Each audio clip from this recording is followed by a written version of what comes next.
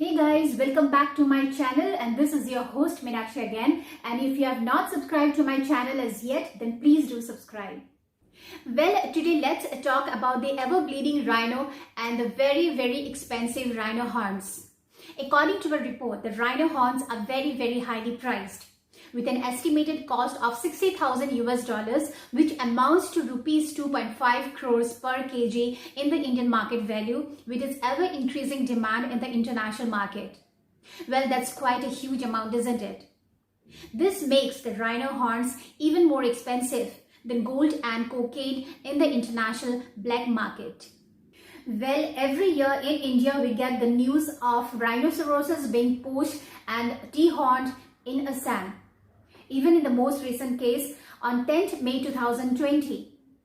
During the nationwide lockdown due to COVID-19 pandemic, an adult rhinoceros was killed and dehorned in the Kaziranga National Park of Assam.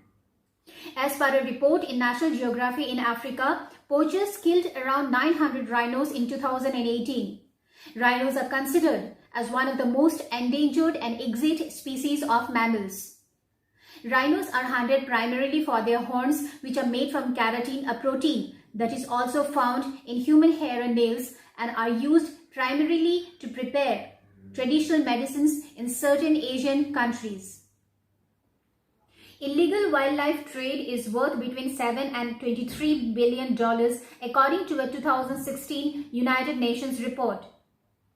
The share of rhino horns in this is unclear. But according to British publication The Telegraph, Vietnamese officials stopped 55 rhino horns being smuggled into the country.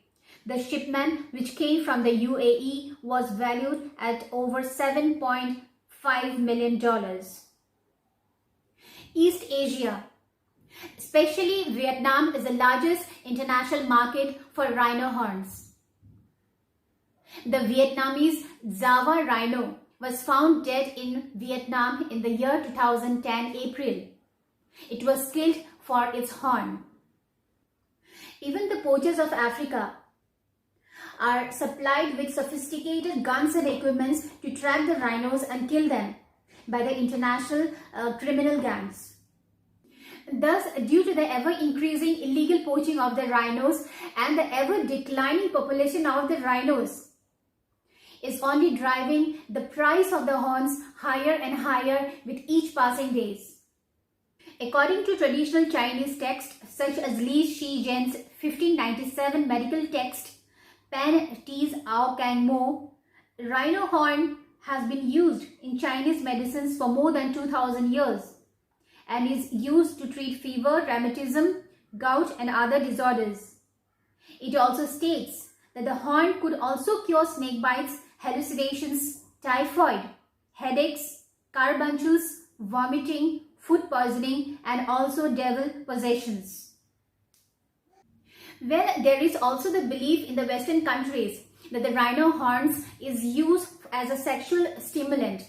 But studies have revealed that this is not true, and it has been misrepresented or misinterpreted by the Western media. However, the rhino horn still remains as the key ingredient for the traditional Chinese medicines. And this collection has led to the tens and thousands of rhinos' deaths around the world.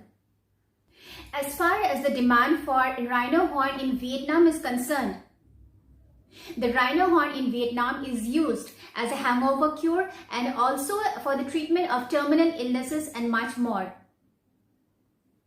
The motivation behind the purchase of rhino horn in Vietnam is more of an emotional benefit rather than a medicinal benefit, as the possession of a rhino horn reaffirms the social status of a Vietnamese person among its peers. A rumor in Vietnam in the late 2000s that the rhino horn powder has cured the cancer of a Vietnamese politician has even more increased the rhino horn demand in Vietnam. However, it has nothing to do with the traditional Chinese medicines, but the Vietnamese doctors still believes in the cancer curing properties of the rhino horn. Some conservation groups, however, don't think rhino horn's newfound popularity in Vietnam has much to do with the cancer cure-all rumor.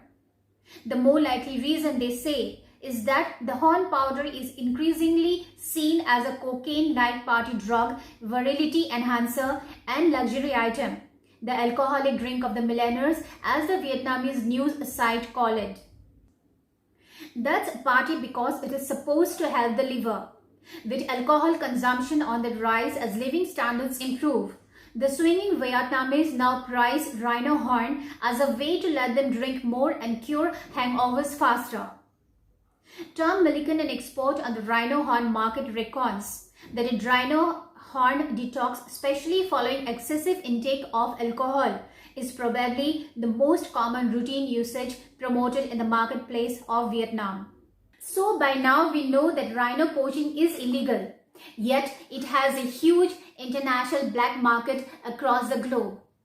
However, there is one person who is the world's largest private breeder of rhino and has been selling rhino horns legally across the globe. John Hume has the largest numbers of privately owned rhinos in the world, almost all of them being southern white rhinos, currently listed as near threatened by the International Union for the Conservation of Nature's Red List. These are monitored and protected at the 8,000-hectare Buffalo Dream Ranch near the northwest province town of Claresdrop, which is defined as a captive breeding operations under threatened or protected species and Convention on International Trade in Endangered Species of Wild Fauna and Flora regulations. Hume is probably best known for challenging the South African government's moratorium on the domestic trade in rhino horn, an extended legal case that he eventually won in 2017. He also appeared in the 2017 documentary Trophy, in which he shared his views on legalizing the trade in rhino horn. John Hume further believes that the legal rhino horn trade is the only way to stop the illegal rhino horn poaching in South Africa, arguing that the escalating expenses and the rising cost of the maintenance and the security of the African rhinos by the private breeders, owners and managers are otherwise unsustainable. John Hume further refuses the notion that his primary aim is making profit and making money by selling the rhino horns legally across the globe. He argues the fact that currently all the expenses for the protection and for the security of the rhinos are being shouldered by the private breeders and owners of South Africa. According to him, the sale proceeds or the funds generated after selling the rhino horns legally, this money serves as a protection cost, as a security cost for the conservation and protection of the rhinos in South Africa. And the issue still remains. Considering rhino as the most endangered species and mammal on earth on the verge of extinction, and also considering the fact that the ever-increasing demand of the rhino horn in the international black market, is legal rhino horn trading the only way out to stop rhino horn poaching and to stop rhinos killing and bleeding to death for its horns? That's all for today. Thank you so much.